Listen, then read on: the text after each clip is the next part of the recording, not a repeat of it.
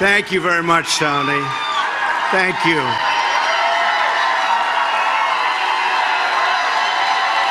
Thank you very much.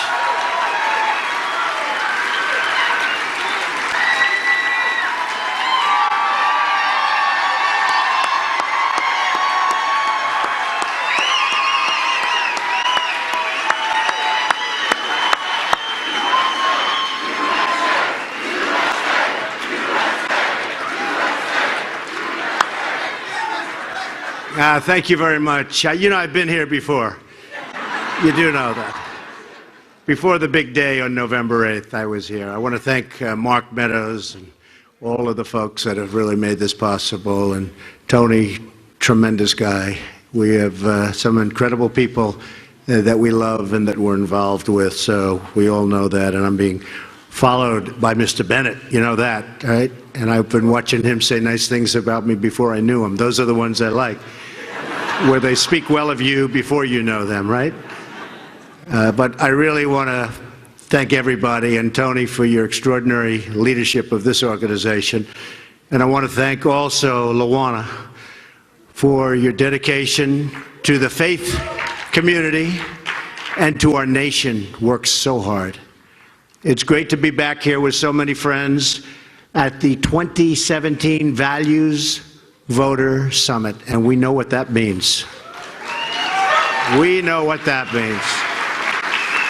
America is a nation of believers, and together we are strengthened and sustained by the power of prayer.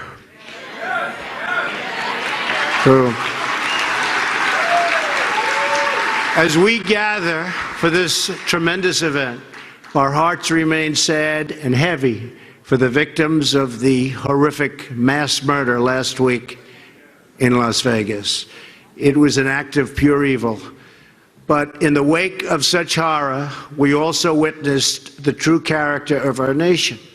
A mother laid on top of her daughter to shield her from gunfire. A husband died to protect his beloved wife.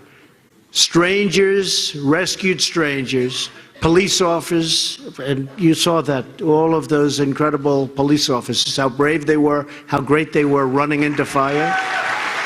And first responders, they rushed right into danger. Americans defied evil and hatred with courage and love. The men and women who risked their lives to save their fellow citizens gave proof to the words of this scripture. The light shines in the darkness, and the darkness has not overcome it.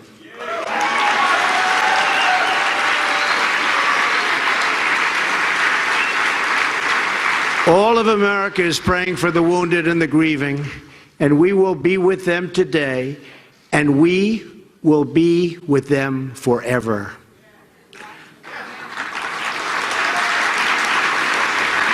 Just want to finish by saying really, and we understand it was so horrific to watch and so terrible, but to those who lost the ones they love, we know that we cannot erase your pain, but we promise to never, ever leave your side. We are one nation, and we all hurt together, we hope together, and we heal together.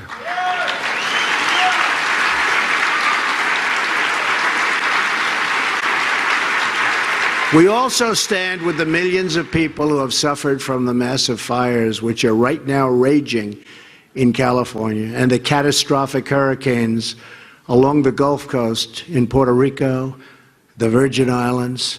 And I will tell you, I left Texas, and I left Florida, and I left Louisiana, and I went to Puerto Rico, and I met with the president of the Virgin Islands. These are people that are incredible people. They've suffered gravely, and we'll be there. We're going to be there. We have really, it's not even a question of a choice. We don't even want a choice. We're going to be there as Americans, and we love those people and what they've gone through. And they're all healing, and their states and territories are healing, and they're healing rapidly. In the wake of the terrible tragedies of the past several weeks, the American people have responded with goodness and generosity and bravery. You've seen it. The heroism of everyday citizens reminds us that the true strength of our nation is found in the hearts and souls of our people. When America is unified, no force on earth can break us apart. That's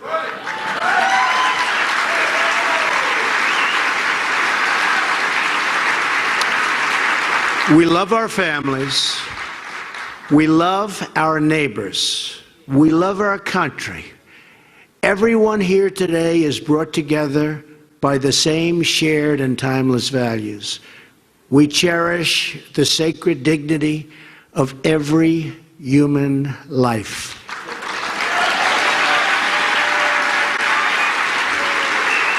We believe in strong families and safe communities. We honor the dignity of work. We defend our Constitution. We protect religious liberty.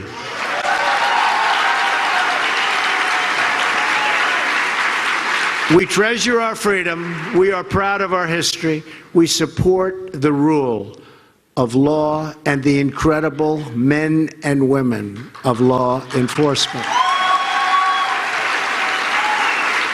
We celebrate our heroes, and we salute every American who wears the uniform. We respect our great American flag.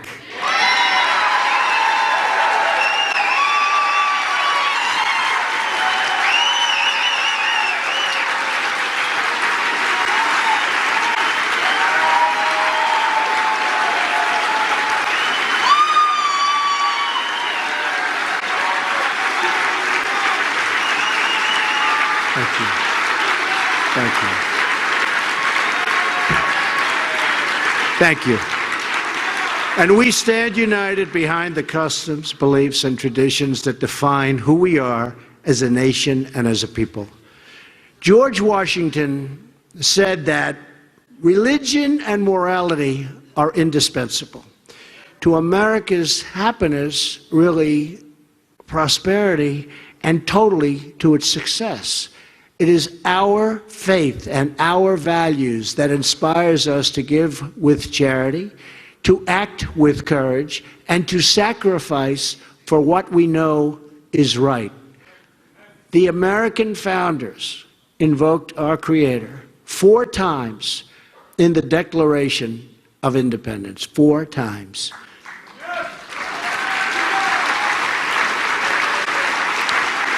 How times have changed, but you know what? Now they're changing back again. Just remember that.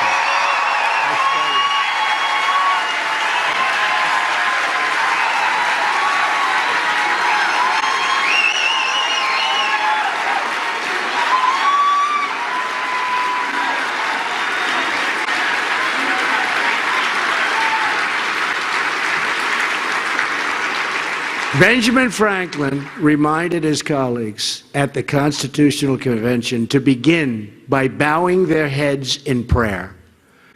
Religious liberty is enshrined in the very First Amendment of the Bill of Rights, and we all pledge allegiance to, very, very beautifully, one nation under God.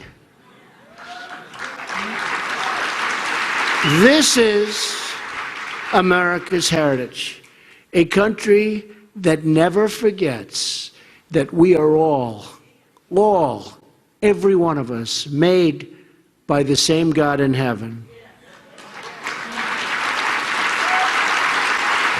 When I came to speak with you last year, I made you a promise.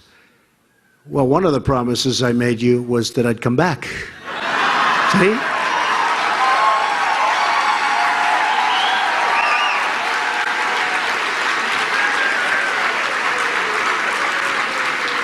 And I don't even need your vote this year, right? That's even nicer. But I pledge that in a Trump administration, our nation's religious heritage would be cherished, protected, and defended like you have never seen before. That's what's happening. That's what's happening. You see it every day. You're reading it. So this morning, I am honored and thrilled to return as the first sitting president to address this incredible gathering of friends. So many friends. So many friends.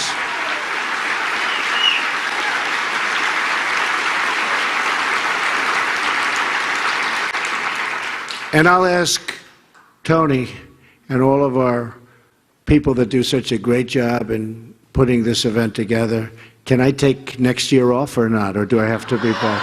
I don't know. Huh? He's saying, they're saying no. Luana's saying no. So that means no. So I'm here to thank you for your support and to share with you how we are delivering on that promise, defending our shared values, and in so doing, how we are renewing the America we love. In the last 10 months, we have followed through on one promise after another. I didn't have a schedule, but if I did have a schedule, I would say we are substantially ahead of schedule.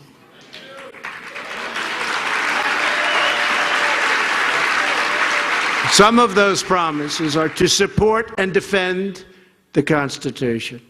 I appointed and confirmed a Supreme Court justice in the mold of the late, great Justice Antonin Scalia, the newest member of the Supreme Court, Justice Neil Gorsuch.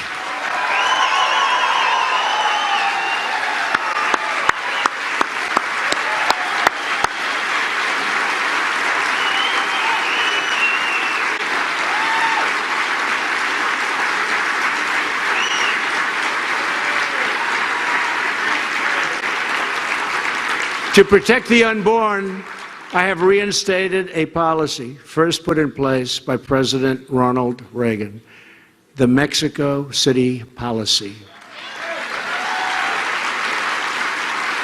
To protect religious liberty, including protecting groups like this one, I signed a new executive action in a beautiful ceremony at the White House on our National Day of Prayer.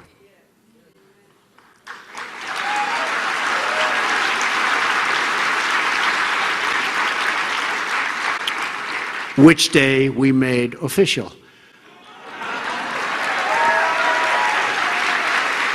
Among many historic steps, the executive order followed through on one of my most important campaign promises to so many of you, to prevent the horrendous Johnson Amendment from interfering with your First Amendment rights.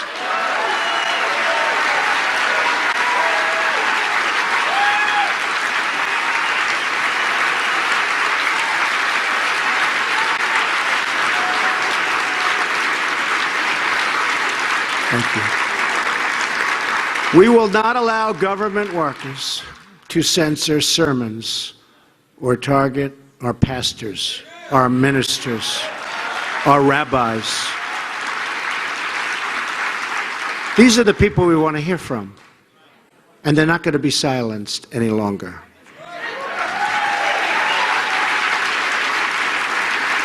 Just last week, based on this executive action, the Department of Justice issued a new guidance to all federal agencies to ensure that no religious group is ever targeted under my administration. Won't happen.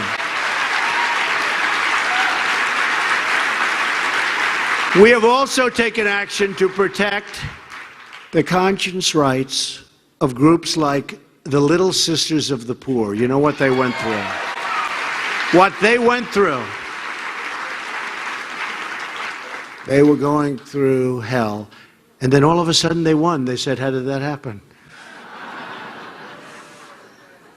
We want to really point out that the Little Sisters of the Poor and other people of faith, they live by a beautiful calling, and we will not let bureaucrats take away that calling or take away their rights.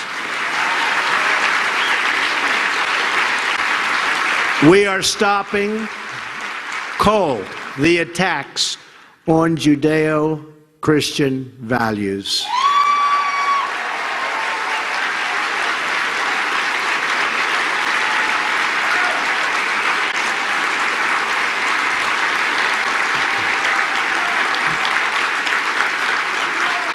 Thank you.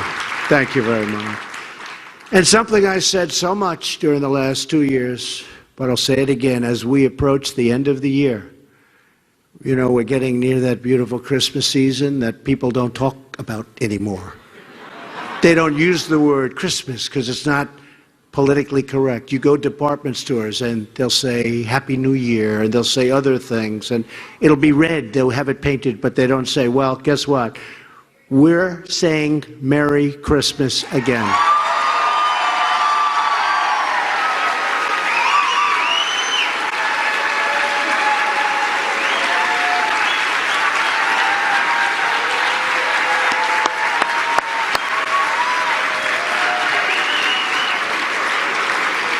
And as a Christmas gift to all of our hardworking families, we hope Congress will pass massive tax cuts for the American people.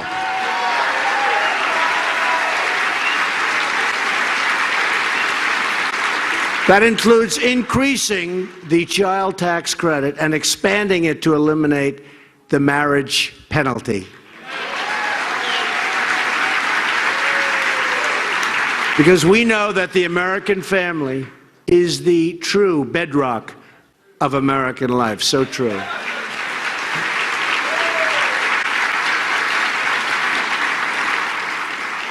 This is such an exciting event because we are really working very hard, and hopefully Congress will come through. You saw what we did yesterday with respect to health care. It's step by step by step.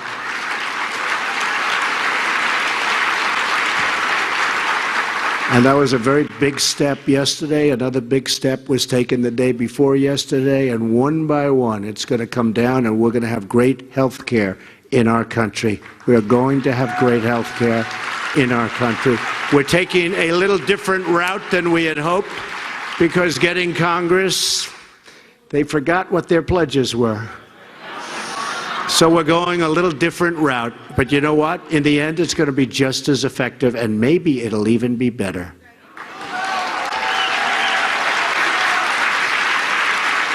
For too long, politicians have tried to centralize the authority among the hands of a small few in our nation's capital. Bureaucrats think they can run your lives, overrule your values, meddle in your faith, and tell you how to live, what to say, and how to pray. But we know that parents, not bureaucrats, know best how to raise their children and create a thriving society.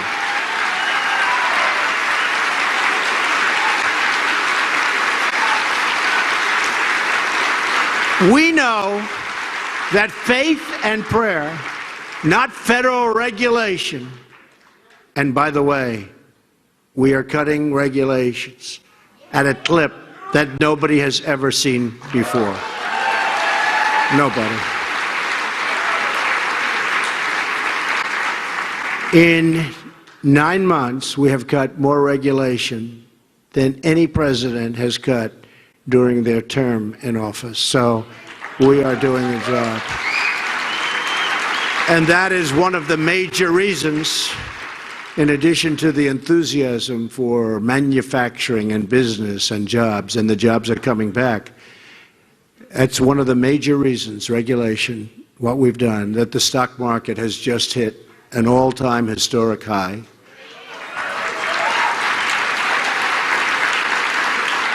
That just on the public markets, we've made since Election Day $5.2 trillion in value. Think of that, $5.2 trillion. And as you've seen, the level of enthusiasm is the highest it's ever been, and we have a 17-year low in unemployment. So we're doing really some work. We know that it's the family and the church, not government officials, that know best how to create strong and loving communities. And above all else, we know this: in America, we don't worship government, we worship God.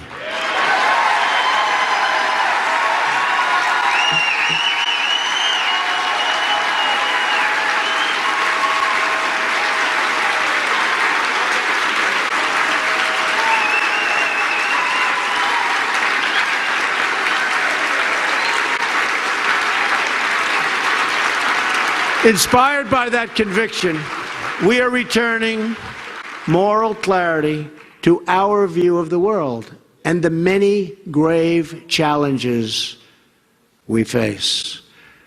This afternoon, in a little while, I'll be giving a speech on Iran, a terrorist nation like few others, and I think you're going to find it very interesting.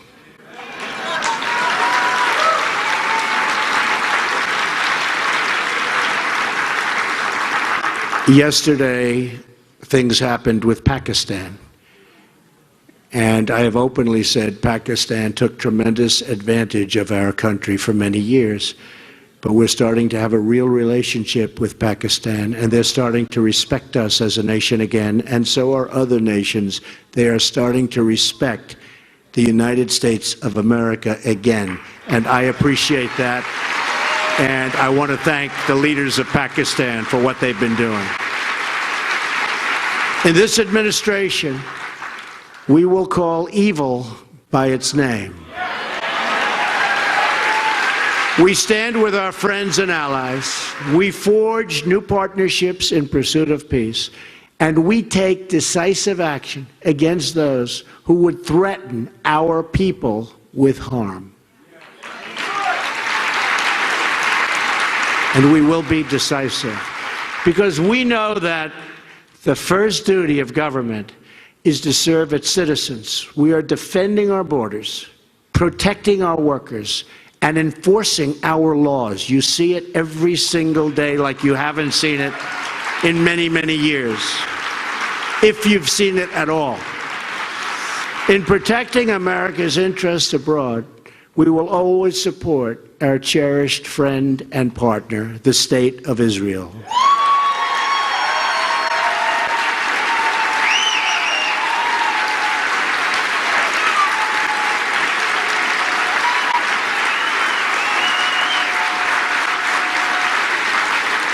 We will confront the dangers that imperil our nation, our allies, and the world, including the threat of radical Islamic terrorism.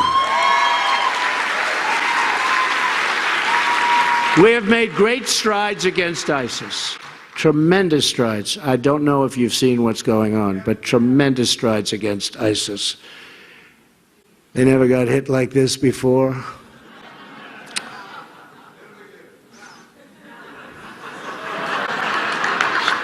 Stand up, stand up, let me, he's a rough guy, I can see it. But they've been just ruthless, and they've ruthlessly slaughtered innocent Christians, along with the vicious killing of innocent Muslims and other religious minorities. And we've made their lives very, very difficult, believe me.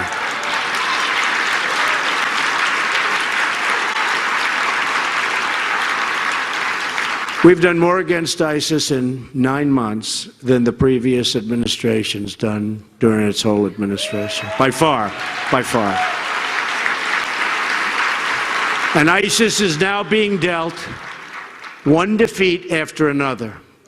We're confronting rogue regimes from Iran to North Korea, and we are challenging the communist dictatorship of Cuba and the socialist oppression of Venezuela, and we will not lift the sanctions on these repressive regimes until they restore political and religious freedom for their people. All of these bad actors share a common enemy, the one force they cannot stop, the force deep within our souls, and that is the power of hope. That is why, in addition to our great military might, our enemies truly fear the United States, because our people never lose faith, never give in, and always hope for a better tomorrow. Last week, Melania and I were reminded of this in a powerful way when we traveled to Las Vegas. We visited a hospital where some of the survivors were recovering from absolutely horrific wounds. We met a young man named Brady Cook. He's 22 and a brand new police officer.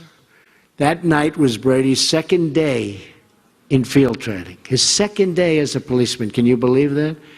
But when the shooting began, he did not hesitate. He acted with incredible courage, rushing into the hail of bullets, and he was badly shot in his shoulder. This is what Brady said.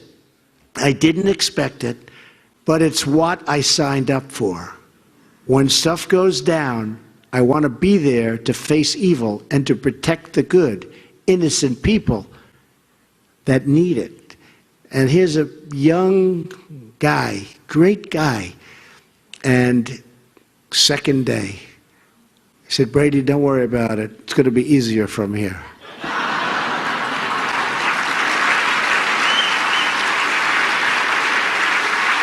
Brady's a hero, and he can't wait to get back on the job. Several weeks before, when Hurricane Harvey hit Houston, a local furniture store owner who's known in Texas as Mattress Mac decided he had to help. When the rain began to flood the streets of the city, he sent out his furniture trucks to rescue the stranded. He brought them back to his stores and gave them food and a clean, dry place to stay, even if it meant ruining countless dollars worth of furniture. As Mattress Mac put it, my faith defines me. It's who I am. We can afford the cost. We can't afford what we can't. And he said this very strongly. What we can't afford is to cause people to lose hope. In Brady and Mac, we see the strength of the American spirit. This spirit of courage and compassion is all around us every day. It is the heartbeat of our great nation. And despite certain coverage, that beat is stronger than it's ever been before. You see right through it. That beat is stronger than it's ever been. We see this spirit in the men and women who selflessly enlist in our armed forces and really who go out and risk their lives for God and for country. And we see it in the mothers and the fathers who get up at the crack of dawn. They work 2 jobs and sometimes 3 jobs. They sacrifice every day for the furniture and future of their children. They have to go out. They go out, they work. The future of their children is everything to them. They put it before everything. And they make sure that the future of their children has God involved in it. So important to them. We see it in the church communities that come together to care for one another, to pray for each other, and to stand strong with each other in times of need. The people who grace our lives and fill our homes and build our communities are the true strength of our nation and the greatest hope for a better tomorrow. As long as we have pride in our country, confidence in our future, and faith in our God, then America will prevail. We will defeat every evil, overcome every threat, and meet every single challenge. We will defend our faith and protect our traditions. We will find the best in each other and in ourselves. We will pass on the blessings of liberty and the glories of God to our children. Our values will endure. our nation will thrive, our citizens will flourish, and our freedom will triumph. Thank you to the Value Voter Summit. Such an incredible group of people you are. Thank you to all of the faithful here today, and thank you to the people of faith all across our nation and all over the world. May God bless you. May God bless the United States of America. Thank you very much, everybody. Thank you. Thank you. Thank you, everybody. Theme of unity for the past 30 minutes or so. President Trump with a very receptive audience there in Washington, D.C. He hit all the highlights for them. Neil Gorsuch and executive action and tax cuts and regulatory reform, stock market valuations, hit Iran, which there will be more news on that later this afternoon, and also the support for Israel. But perhaps the line that was most critical for this group